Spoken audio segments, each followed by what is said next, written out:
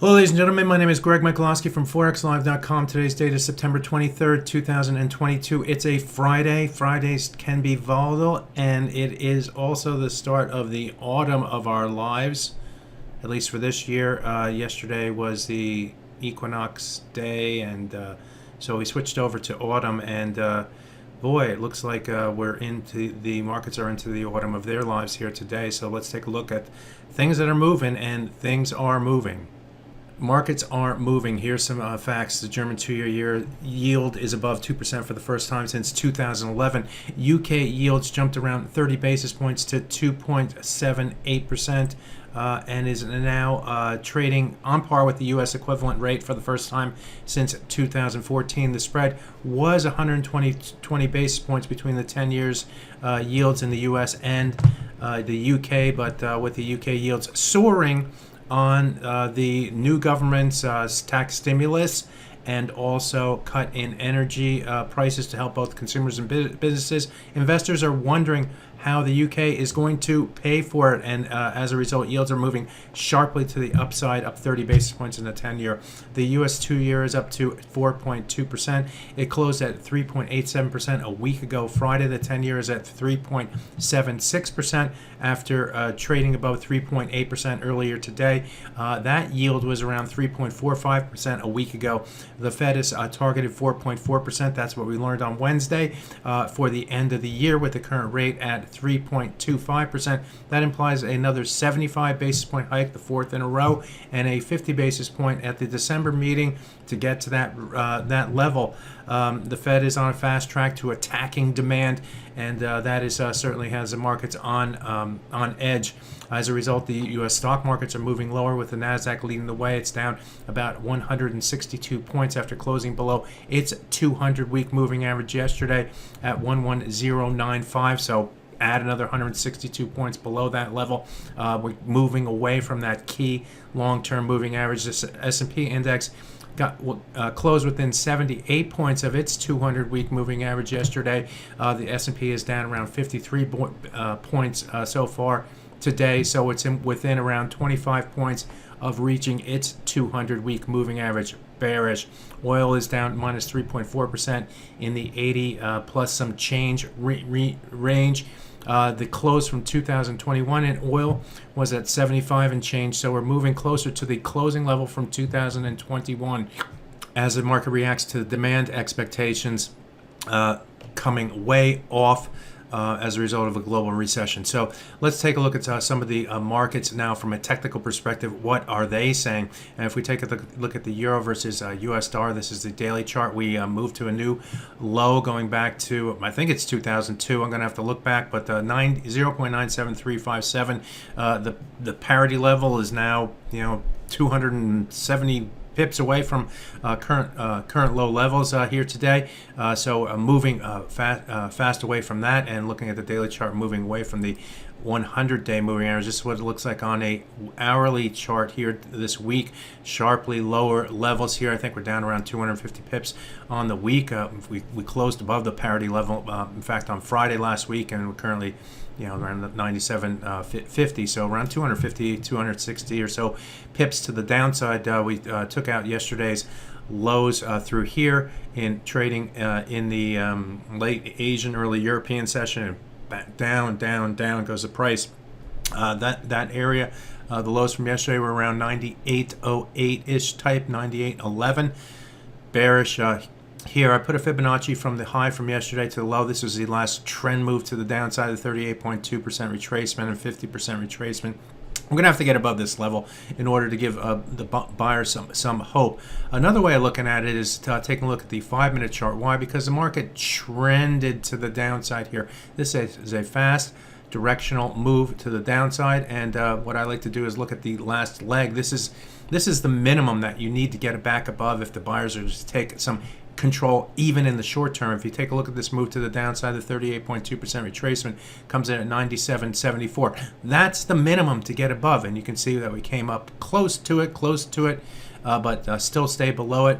The falling 100 bar moving average is another indication of the buyers winning, at least in the short term. They need to get above that level, and also the 50% retracement. So as you can see, with the price currently at 51, we're still around 35 pips away from getting above the 50% and around 28 pips away from getting above the 100 bar moving average on the 5-minute chart. So bears remain in control below these levels. Don't let the market fool you, or don't let this bottom fool you.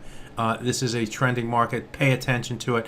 Don't let the cheapness of it indicate a reason to buy. Let the market price and the technicals tell you. Let's take a look at the sterling versus US dollar. As I mentioned, their yields soared here today, and instead of the sterling versus US dollar going higher, they're saying we're selling. Why? Because investors are selling UK bonds and selling UK stocks and getting rid of everything over there because they don't know how they're going to pay for it. So taking a look at the daily chart here, we fell below this trend line here around the 112 level. Nice round number, so pay attention to that. We're currently trading at 110.67, so 140 pips away from that level right there.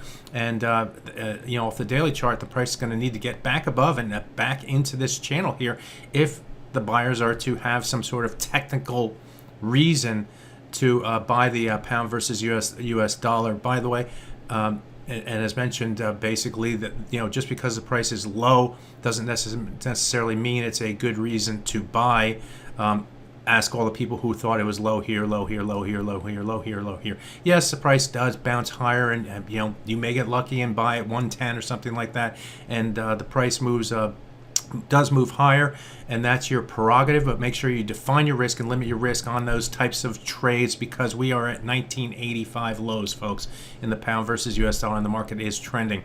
Taking a look, the hourly chart is also below, or it also moved below this trend line here. But if there is a bright spot in the short term, it is that the price moved back above this broken trend line here on this chart. Currently coming at 110.57 or thereabouts. So it's up to you, folks, but you got to be careful. One thing that you could look at as confirmation on the top set is the same strategy using the euro versus US dollar. Take a look at the last trend leg to the downside for this currency pair. By the way, the market moved up to the 100 bar and fell right here. So a couple legs to the downside. If we take a look at the 38.2 of this move to the downside, comes in at 110.91. Get above that level. Okay, it's the next target. Get above the 50%. That would be the other target. Look where the 100 bar moving average is, though. It's well up here.